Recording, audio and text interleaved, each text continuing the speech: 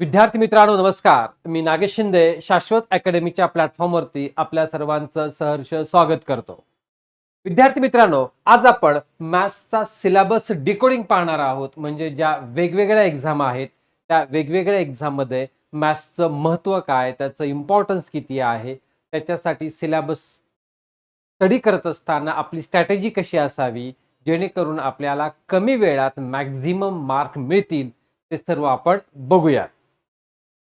आपण पाहत असलेल्या एक्झाम ह्या सरळ सेवा, SSC, CSAT, combine, railways, TET, TET, UPSC, MPSC या डिफरंट एक्झामसाठी आपला अप्रोच कसा असावा, तर ते आपण बघणार आहोत आणि तेच आपण झिरो टू हिरोमध्ये पण आहे. आता पहा, या एक्झाममध्ये आपण जर एम-पी-एस-सी, सी-सॅट आणि यू-पी-एस-सी, सी-सॅट ह्या 2 एक्झाम ह्या क्वालिफाईंग आहेत आणि यातही जर पाहिलं तर यू-पी-एस-सी, सी-सॅट जरी क्वालिफाईंग असलं तरी याची लेवल वरचे वर जी काठिण्य पातळी टफ येत आहे, तर त्या टफ काठिण्य पातळीला क्वालिफाय करणं देखील खूप विद्यार्थ्यांना डिफिकल्ट होतंय, मुश्किल होत चाललंय. सरळ सेवा याच्यामध्ये तर आपला मॅथ हा एकदम इम्पॉर्टंट फॅक्टर आहे. रिझनिंग व्हेरी इम्पॉर्टंट फॅक्टर आहे. MPSC, combine, SSC, railway, TET, TET या सर्व याच्यामध्ये मॅथ आणि रिझनिंगचं महत्त्व हे अनन्यसाधारण आहे. खूप महत्त्व आहे. आणि सी-सॅट यामध्ये तो क्वालिफाईंग आहे आणि यू-पी-एस-सी, सी-सॅट देखील क्वालिफाईंगसाठी हे फार क्रुशियल आहे, व्हेरी इम्पॉर्टन्स आहे. मग आपल्याला 2 प्रकारचे साधारणतः एक स्टुडंट असतात. तर ते 2 प्रकारचे स्टुडंट म्हणजे कोणते? तर फर्स्ट जे असतात तर ते कंप्लीट न्यू स्टुडंट असतात आणि काही स्टुडंटनी काही अटेम्प्ट दिलेला असतो. जे अटेम्प्ट काही दिलेले असतात. आता या दोघांच्या रिक्वायरमेंटमध्ये, स्ट्रॅटेजीमध्ये काय फरक असतो पहा. मॅथ आणि रिझनिंगचा जर पर्टिक्युलरली विचार केला, तर हा जो अटेम्प्ट दिलेला विद्यार्थी आहे, तर याच्यासाठी टाईम हा फार क्रुशियल असतो. कारण याला लक्षात येत असतं, की माझ्यासाठी टाईम फार महत्त्वाचा आहे. परीक्षेमध्ये मला कमी वेळात गणित येणं, रिझनिंग सुटणं हे महत्त्वाचं आहे. जो कंप्लीटली फ्रेश स्टुडंट असतो, तर याच्यासाठी टाईम हा गोष्ट त्याला त्याचं इम्पॉर्टन्स किंवा त्याचं जी जाणीव असते ती अटेम्प्ट दिल्यानंतरच येत असते. म्हणजे जो कंप्लीटली न्यू आहे त्याला फक्त मॅथ आणि रिझनिंग सॉल्व्ह करता येणं याच्यासाठी हे एवढंच इम्पॉर्टंट असतं.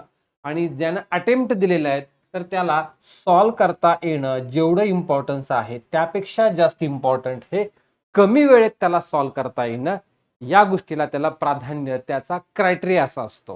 म्हणून स्पर्धा परीक्षा करणारा प्रत्येक विद्यार्थी हा दोनदा मॅथ शिकतो.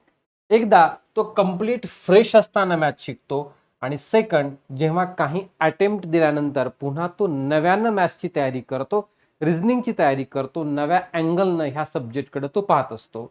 आता हे दोन्ही अँगल आपण एकदाच जर केले तर आपल्याला त्याचा फायदा हा निश्चितपणे होणार आहे.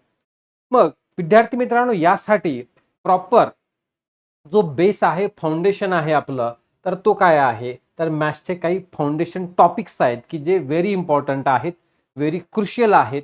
ते काय करतात? ह्या सगळ्या स्पर्धा परीक्षेसाठी आपला बेस, पाया पक्का तयार करून ठेवतात. मग काही गोष्टी याच्यामध्ये पाठांतर हे आपल्याला डेफिनेटली आल्याच, की ज्याच्यामध्ये क्यूब आहेत, square, square root, cube, cube root त्या गोष्टी आपल्याला पाठांतर करणं हे भागच आहे. स्क्वेअर कमीत कमी 1 ते 30 पर्यंतचे, क्यूब 1 ते 20 पर्यंतचे पाठ करणं, टेबल्स, पाढे पाठ करणं, या गोष्टी या कंपल्सरी या करणं भागच आहे. आता मग याच्यासोबत महत्त्वाचा आपला बेस तयार करण्याचं काम कोण करतं पहा. तर cube, cube root, square, square root, third and indices नियम, BODMAS. BODMAS is a very basic and very important topic. कारण का पुढं मॅथमॅटिक्सच्या प्रत्येक कॅल्क्युलेशनमध्ये मला ह्या बोडमासचं ॲप्लिकेशन आहे. ह्या बोडमासचा मला वापर होतोय. फ्रॅक्शन असेल, लिनियर इक्वेशन्स असेल, स्क्वेअर असेल. आता जे लिनियर इक्वेशन्स आहेत म्हणजे समीकरणं तयार करता येणं, तर समीकरण तयार करता येणं ही एक लाँग टर्म प्रोसेस आहे. पण त्यासाठी आपण कंटिन्युअस इफर्ट हे आपले असले पाहिजेत. आपण सातत्यानं प्रयत्न केले पाहिजेत. कारण समीकरण बनवणं यासाठी आपल्याला लॉजिक लागतं. सोडवण्यासाठी मेथड आहेत. समीकरण दिलं आणि सोडवा असं म्हणणं. 2 लिनियर इक्वेशन्स दिले, 1 व्हेरिएबल मधले असतील किंवा 2 व्हेरिएबल्स मधले असतील. समीकरण एका चलातील असतील किंवा 2 चलातील असतील. ते समीकरण दिले आणि सोडवा म्हणणं तो भाग वेगळा झाला. पण जेव्हा एखादं मला शाब्दिक उदाहरण दिलं जातं, तर त्या शाब्दिक उदाहरणाला समीकरण तयार करणं, त्या शाब्दिक उदाहरणाचं समीकरण तयार करणं यासाठी लॉजिक लागतं. आणि ही लाँग टर्म प्रोसेस आहे. ही सातत्यानं विचार करण्याची प्रोसेस आहे. आणि यासारख्याच विचार थिंकिंग प्रोसेसमधून आपलं लॉजिक डेव्हलप होत असतं आणि तयार झालेलं लॉजिक हे आपल्याला शॉर्टकट तयार करायला मदत करतं. म्हणजे बेस बेस स्टडी करणं, बेस मेथड, त्यानंतर लॉजिकल विचार करणं आणि शॉर्टकट तयार करणं ही एक सातत्यपूर्ण चालणारी मॅथमधली प्रक्रिया असते. म्हणजे मॅथमधल्या आपण पाहतो की एकच गणित आपल्याला वाटतं की अरे समजा एखादं ॲव्हरेजचं गणित दिलं, हे फॉर्म्युल्याने सॉल्व्ह करू शकतो. इथं आपण रेशिओ मेथड पण वापरू शकतो. इथं आपण एलसीएम मेथड वापरू शकतो. याच ठिकाणी आपण बेसिक मेथड यानंही गणित सॉल्व्ह करू शकतो. म्हणजे एकच गणित आपण 3 ते 4 वेगवेगळ्या पद्धतीने आपल्याला विद्यार्थी मित्रांनो सॉल्व्ह करता येतं. चेन रूल मधलं एक गणित तर आपण 8 डिफरंट पद्धतीनं 8 वेगवेगळ्या मेथड वापरून देखील ते सॉल्व्ह करता येतं. म्हणजे मॅथ ही कंटिन्युअस लर्निंग असलेली प्रोसेस आहे, की जसं आपण फ्रेश असताना शिकलं, त्यानंतर मेन्सला गेल्यानंतर, पुन्हा काही अटेम्प्ट दिल्यानंतर पुन्हा आपण नव्यानं शिकत असतो. म्हणजेच मॅथ ही कंटिन्युअस लर्निंग असलेली प्रोसेस आहे मॅथमध्ये. आता मग याच्यामध्ये काही इम्पॉर्टन्स आपल्याला टॉपिक आहेत, की ते टॉपिक हे फार फार महत्वाचे आहेत. हे इमारतीचा पाया पक्का तयार करतात. म्हणजे मॅथ्सचा सगळी आपल्याला बिल्डिंग उभारायची आहे. पण बिल्डिंगसाठी आपल्याला काय पाहिजे? बेस तयार पाहिजे. पाया पक्का पाहिजे. तर पाया पक्के करणारे असे काही टॉपिक आहेत, की ज्याच्यामध्ये सगळ्यात प्राधान्यानं आपण रेशोचं नाव घेता येईल. Ratio and proportion. Ratio and proportion, गुणोत्तर आणि प्रमाण हा सर्वात महत्वाचा टॉपिक आहे. म्हणजे संपूर्ण मॅथ अरिथमॅटिकचं म्हणतोय, ॲडव्हान्स नाहीये. ॲडव्हान्स मॅथ वेगळं, अरिथमॅटिकचं. अरिथमॅटिकचा 70% वेटेज, 70% अरिथमॅटिक हे आपलं रेशो प्रपोर्शन स्ट्रॉंग असेल तर आपल्याला सुटायला मदत होतं. आणि त्याच्यासोबत जोडीला पर्सेंटेज.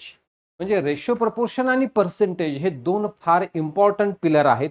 राईट हँड आणि लेफ्ट हँड अरिथमॅटिकचे जरी म्हणलं तरी ते चुकीचं नाही. बरोबर आहे. एक राईट हँड आणि left hand. Ratio proportion percentage. आता मग हा रेशो काय करतो? तर रेशो फक्त रेशो स्ट्रॉंग करत नाही, तर तो आपल्याला प्रॉब्लेम ऑन एजेस असेल, पार्टनरशिप असेल आणि मिक्सचर ॲलिगेशन असेल.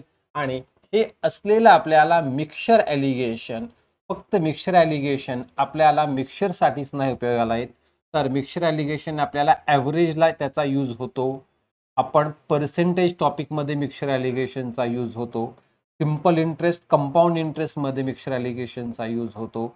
मिक्सचर ॲलिगेशन आपण प्रॉफिट लॉसमध्ये वापरू शकतो.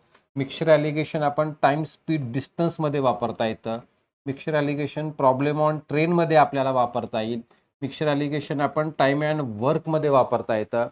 म्हणजेच मिक्सचर ॲलिगेशन हा जो आहे तर याची कन्सेप्ट हे एवढ्या वास्ट ठिकाणी आपल्याला वापरता येते. म्हणूनच आपण म्हटलं की ratio is the backbone of arithmetic. म्हणजे रेशो हा काय आहे? अरिथमॅटिकचा पाठीचा कणा असं म्हटलं तरी ते चुकीचं असणार नाही.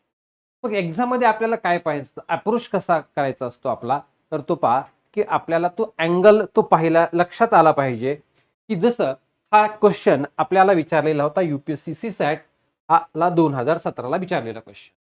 आपल्याला क्वेश्चन सॉल्व्ह करायचं नाही, फक्त पाहायचं आहे आपल्याला. पहा क्वेश्चन कशा प्रकारचे असतात, परीक्षेत ते कसे रिप्रेझेंट होतात, म्हणजे त्या अनुषंगाने आपल्याला आपली स्ट्रॅटेजी काय असली पाहिजे ते शिकणं महत्वाचं आहे. पहा, P is equal to 40% of A plus 65% of B and Q is equal to 50% of A plus 50% of B, where A is greater than B. In this context, which of the following statement is correct? P is greater than Q, Q is greater than P is equal to Q. None of the above conclusion can be concluded with certainty. आता हा question आणि कर सहाय्यक मुख्य, आता group C मेन्सला विचारलेला MPSCचा question पहा. ए ही किंमत बी पेक्षा मोठी असताना ए चे 40% बरोबर बी चे 65%. 40% of A is equal to 65% of B. And 50% of A is equal to 50% of B. आणि ए चे 50% बरोबर बी चे 50% आहेत. ऑप्शनही तेच आहेत. म्हणजे as it is copy paste, फक्त ट्रान्सलेट करून आयोगानं क्वेश्चन विचारलेला आहे आपल्याला एमपीएससीला. म्हणजे जो यूपीएससी सीसॅटचा क्वेश्चन आहे तोच आपल्याला कर सहाय्यक मुख्यला ॲज इट इज विचारला आहे. आणि आतापर्यंत तुम्हाला आश्चर्य वाटेल की एमपीएससीला यूपीएससीचे आतापर्यंत 15 ते 18 प्रश्न कंबाईनला ॲज इट इज कॉपी झालेले आहेत. आकड्यात बदलही न करता ॲज इट इज कॉपी झालेत. आणि यूपीएससीला कॉपी होणारे क्वेश्चन, काही क्वेश्चन हे एसएससी मधून आपल्याला ॲज इट इज आलेले दिसतात. म्हणजे यांचं जे लिंकिंग आहे, तर हे लिंकिंग एकदा समजलं, एकदा हा पॅटर्न समजला की आपल्याला स्टडी करणं सोपं जातं आणि आपल्याला कमी वेळात हे क्वेश्चन्स आपण काय करू शकतो, सॉल्व्ह करता येतं. नंतर विद्यार्थी मित्रांनो, महत्वाचा इम्पॉर्टन्स असलेला जो दुसरा पिलर, राईट हँड आणि लेफ्ट हँड म्हटलं तर तो आहे पर्सेंटेज. पर्सेंटेज जेव्हा आपण एखादं रिलेट करतो तर 60 डिवायडेड बाय 100 म्हणजेच 3/5 दॅट इज इक्वल टू 3:5. म्हणजेच यांच्यातील इंटरलिंकिंग समजून घ्या. म्हणजे हा आहे माझा पर्सेंटेज, ओके, हा झाला माझा फ्रॅक्शन आणि हा झाला रेशो.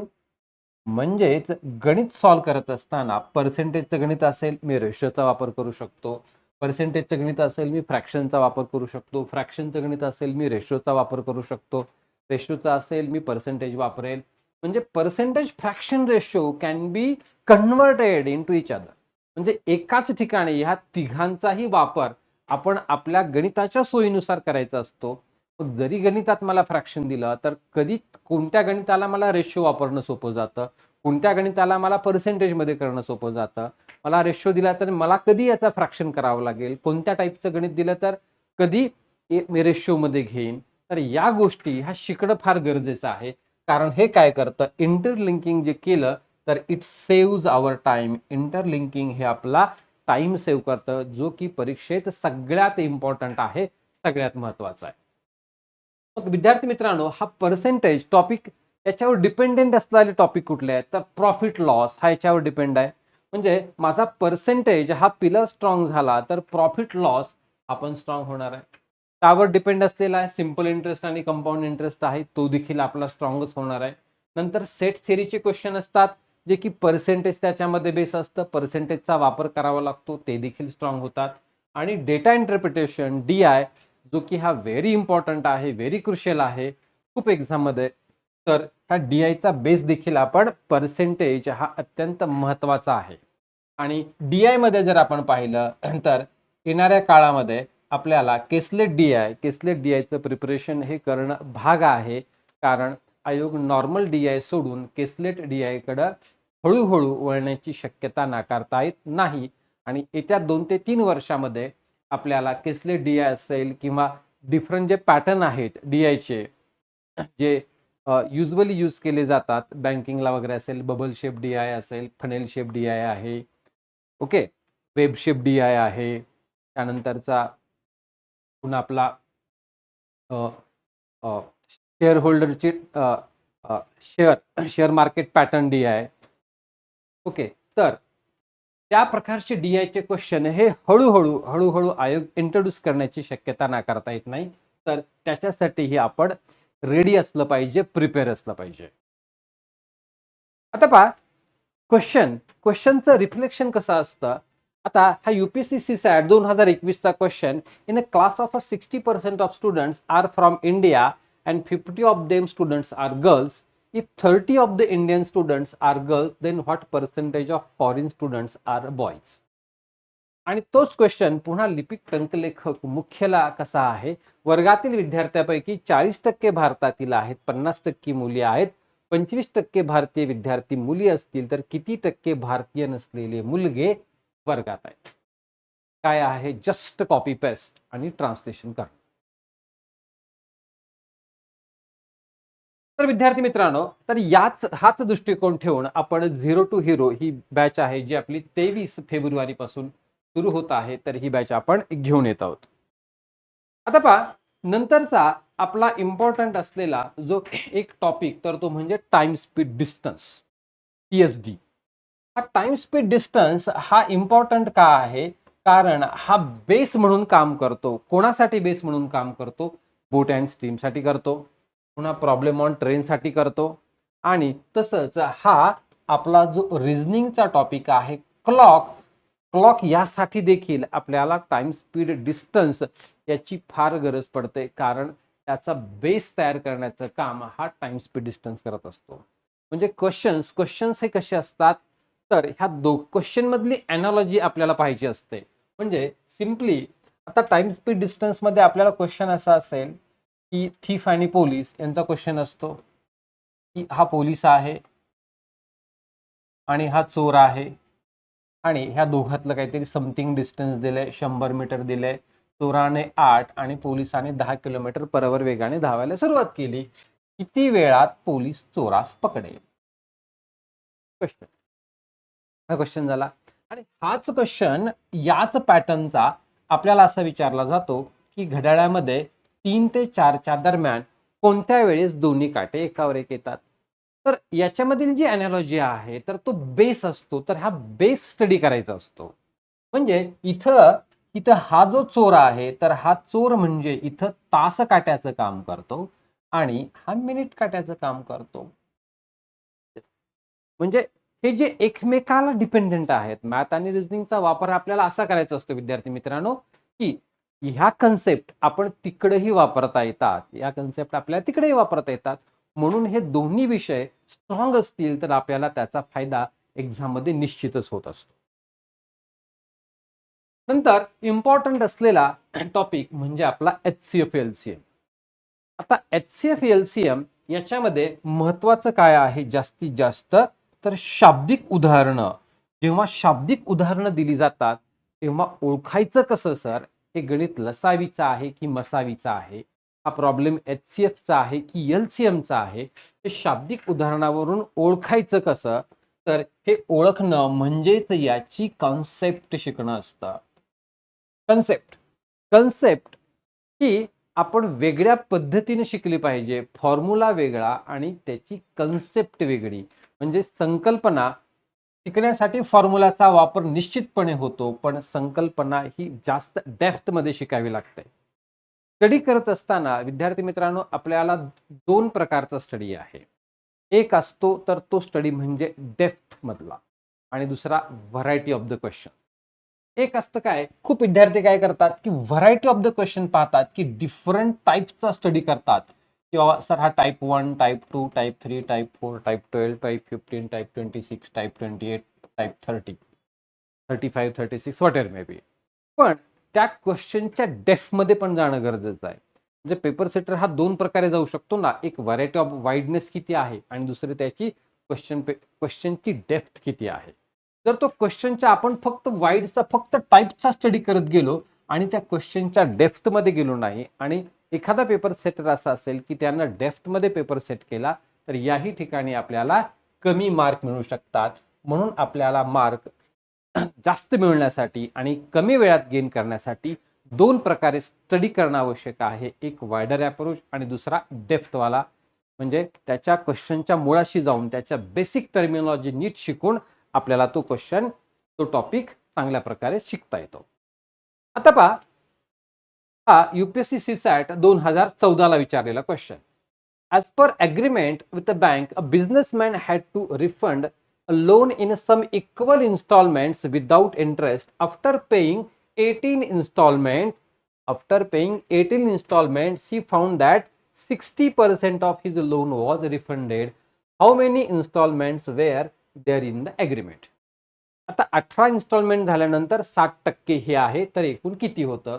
तर हाच आपल्याला महाराष्ट्र गट क मुख्य परीक्षा स्वतंत्र पेपर कर सहाय्यक 2021 ला विचारलेला MPSCनं. त्यामध्ये पहा, बँकेशी केलेल्या करारानुसार व्यवसाय करणाऱ्या याला व्याजरहित कर्जाचे परतावे समान रकमाच्या काही हप्त्यात करायचे आहेत. 18 हप्ते दिल्यानंतर 60% रक्कम फेडली आहे. इथेही आयोगानं कसलाही ऑप्शन देखील चेंज करण्याचं कष्ट घेतलेलं नाहीये. सेम आहे, ॲज इट इज आहे. सेम ॲज इट इज दिसतो. तर विद्यार्थी मित्रांनो, यासाठीच आपण अशा प्रकारचे क्वेश्चन आणि कमी वेळात कसे सॉल्व्ह करायचे यासाठी आपण 23 फेब्रुवारी पासून ही आपली बॅच झिरो टू हिरो आपण लॉन्च करत आहोत. आणि यामध्ये आपण सरळ सेवा, SSC कंबाईन ह्या सर्व सर्व ज्या एक्झाम आहेत याचा आपण शून्यापासून, झिरो पासून, म्हणजे 10वी नंतर गणिताचा संपर्कच नाही असा जर एखादा विद्यार्थी असेल तर त्याला आपल्याला हिरो बनवायचं आहे. म्हणजे त्याला आपल्याला त्या झिरो पासून मॅक्झिमम आउट ऑफ मार्काकडे घेऊन जायचंय. म्हणूनच आपली ही बॅच आहे झिरो टू हिरो. आता पहा, नंतरचा जो टॉपिक आहे मेन आपला तर तो आहे परम्युटेशन कॉम्बिनेशन. तर परम्युटेशन कॉम्बिनेशन हे आपला ॲडव्हान्स ह्याच्यामध्ये थोडासा इझी असलेला क्वेश्चन आहे, म्हणजे इझी असलेला टॉपिक आहे. होय, मी इझीच म्हणतो ह्याला. सर परम्युटेशन कॉम्बिनेशन तर डिफिकल्ट आहे. कधी डिफिकल्ट आहे? जर आपण फॉर्म्युलाचा वापर करत असू तर डिफिकल्ट आहे. हा संपूर्ण टॉपिक आपण विदाऊट फॉर्म्युला आपण सॉल्व्ह करू शकतो, शिकू शकतो. विदाऊट फॉर्म्युला म्हणजे फॉर्म्युला समजून घ्यायचा आहे पण वापरायचा नाही. समजून घ्यायचा आहे, अंडरस्टँड करायचा आहे, परंतु यूज करायचा नाही. शॉर्टकट पद्धतीनं विदाऊट फॉर्म्युला आपल्याला हा क्वेश्चन आणि हा टॉपिक आपल्याला शिकता येतो. पण याच्यावर बेस असलेला हा जो प्रोबॅबिलिटी आहे इथे मात्र आपल्याला सिंपल आहे. एकदा परम्युटेशन कॉम्बिनेशन आलं की प्रोबॅबिलिटी येऊन जातं. प्रोबॅबिलिटीमध्ये असलेले काही फॉर्म्युले आहेत, 2-3 फॉर्म्युले आहेत. त्या सिंपल फॉर्म्युल्याचा वापर करून आपल्याला प्रोबॅबिलिटी सुटता येतं. पण याचा बेस असलेला टॉपिक हा परम्युटेशन कॉम्बिनेशन आहे. नंतर पुन्हा विद्यार्थी मित्रांनो, आपल्याला ॲडव्हान्स ह्याच्यामध्ये मेन्सुरेशन हे व्हेरी डेप्थमध्ये शिकावं लागणार आहे. कारण मेन्सुरेशन आपल्याला SSCला याची डेप्थनेस ही खूप खूप जास्त आहे. तर त्यामुळं हे मेन्सुरेशनचा जो पार्ट आहे तर तो आपल्याला व्हेरी डेप्थमध्ये, जॉमेट्री मेन्सुरेशन हे खूप डेप्थमध्ये, ट्रिग्नॉमेट्री, हाईट अँड डिस्टन्स हे जे ॲडव्हान्स मॅथमॅटिक्स आहे तर ते आपल्याला खूप चांगल्या पद्धतीनं लर्न करून घ्यायचं आहे. APGP अरिथमॅटिक प्रोग्रेशन आहे, सिम्प्लिफिकेशन आहे. या टॉपिकला आपण इन डेप्थ आणि to the point, to the exam approach असं आपण पाहतोय. आता पहा विद्यार्थी मित्रांनो, हा UPSCला 2013ला विचारलेला question. A thief running at 8 km per hour is chased by a policeman whose speed is 10 km per hour. If the thief is 100 meters ahead of policeman, then the time required for the policeman to catch the thief will be 2 minutes, 3 minutes, 4 minutes, 6 minutes. म्हणजे याचा चोराचा 8 आहे आणि पोलिसाचं किती आहे? 10 आहे. आणि दोघातलं अंतर किती आहे? 100 मीटर. किती वेळात पकडेल? पहा, गट क सेवा मुख्य परीक्षा लिपिक टंकलेखक 2018 ला विचारलेला क्वेश्चन होता पहा. आणि आपण जर पाहिलं तर हा 2013चा क्वेश्चन आपल्याला पाहिलं तर 2018ला रिपीट झालेला दिसतोय. ताशी 10 किलोमीटर गती असलेली पोलीस व्यक्ती 8 किलोमीटर गतीने धावणाऱ्या चोराचा पाठलाग करत आहे. चोर आणि पोलीस यांच्यातील अंतर 100 मीटर आहे. 2 मिनिट, 3 मिनिट, 4 मिनिट, 6 मिनिट. कसला चेंज दिसतोय आपल्याला? कसलाही चेंज दिसत नाही. नॉट कसलाही सिंगल आकड्यात देखील चेंज नाही. म्हणून सुरुवातीलाच तुम्हाला म्हटलं होतं आपल्याला सुमारे 15 ते 18 प्रश्न असे आहेत की जे ॲज इट इज आलेले आहेत. SSC मधले काही क्वेश्चन आहेत जे UPSC सेटला ॲज इट इज आलेले आहेत. तर विद्यार्थी मित्रांनो, हे सर्व आपण डोळ्यासमोर ठेवून झिरो टू हिरो ही जी आपली बॅच आहे, ऑनलाईन लाईव्ह बॅच आहे प्लस रेकॉर्डेड, मला भेटेल हे 23 फेब्रुवारी 2026 पासून सुरू होत आहे. त्याचं महत्त्वाचे वैशिष्ट्य म्हणजे विद्यार्थी मित्रांनो, अगदी बेसिक पासून म्हणजे झिरो पासून कसलाही गणिताचा संपर्क नाही. प्लस आणि मायनस येत नाही. +2 -3 बरोबर किती हे येत नाही. तिथपासून ते ॲडव्हान्स पर्यंत आपण त्या विद्यार्थ्याला घेऊन जाणार आहोत. PYQ आधारित टीचिंग आहे. तुम्ही पाहिलंच की हे PYQ कसे रिफ्लेक्ट होतात, वेगवेगळ्या एक्झाम मधले क्वेश्चन्स हे कसे एकत्र आपल्याला एका एक्झामचे क्वेश्चन दुसऱ्या एक्झाम मध्ये कसे रिफ्लेक्ट होतात, तर ते देखील म्हणूनच आपण PYQ आधारित टीचिंग असणार आहे. त्याच्यामध्ये कन्सेप्ट असणार आहे. आपण त्याची कन्सेप्ट शिकणार आणि लॉजिक प्लस ॲप्लिकेशन, म्हणजे आधी इनिशियली आपल्याला कन्सेप्ट शिकावी लागते, मग त्यामागचं लॉजिक काय आणि त्याला ॲप्लिकेशन करायचं, म्हणजे जे शाब्दिक उदाहरणं असतात ते शाब्दिक उदाहरणाला डील कसं करायचं, शाब्दिक उदाहरण असतील त्याचं समीकरण कसं बनवायचं. तर या गोष्टी ह्या ॲप्लिकेशन बेसमध्ये येतात. म्हणजे थोडक्यात नॉलेज बेस, कन्सेप्ट बेस आणि ॲप्लिकेशन बेस अशा पद्धतीने आपली ही लर्निंग स्टेज असणार आहे. त्यानंतर शॉर्टकट. ऑब्व्हियसली मॅथमध्ये आले की शॉर्टकट आलं, पण शॉर्टकट सोबत आपल्याला क्लिअर थिंकिंग असणं गरजेचं आहे. क्रिस्टल क्लिअर थिंकिंग गरजेचं आहे. फक्त शॉर्टकट विदाऊट क्लिअर थिंकिंग ह्या काही बिलकुल कामाची नाही आहे. म्हणजे आपण शॉर्टकट असणार आहे प्लस क्रिस्टल क्लिअर थिंकिंग असणार आहे. आणि मॅथ आणि रिझनिंगसाठी वेगवेगळे अप्रोच आहे. म्हणजे टू सेपरेट डेडिकेटेड फॅकल्टी या विषयाचे असणार आहेत. तर त्यामुळं तुम्हाला याच्यामध्ये प्रत्येक डेडिकेटेड त्या याचा डेडिकेटेड फॅकल्टी असल्यामुळं तुम्हाला इन डेप्थ वायडर अप्रोच आणि इन डेप्थ अप्रोच मॅथ आणि रिझनिंगचा विद्यार्थी मित्रांनो तुम्हाला भेटणार आहे. तर आपली लेक्चर सुरू होत आहेत हे 23 फेब्रुवारी पासून सुरू होत आहेत. Okay, thank you.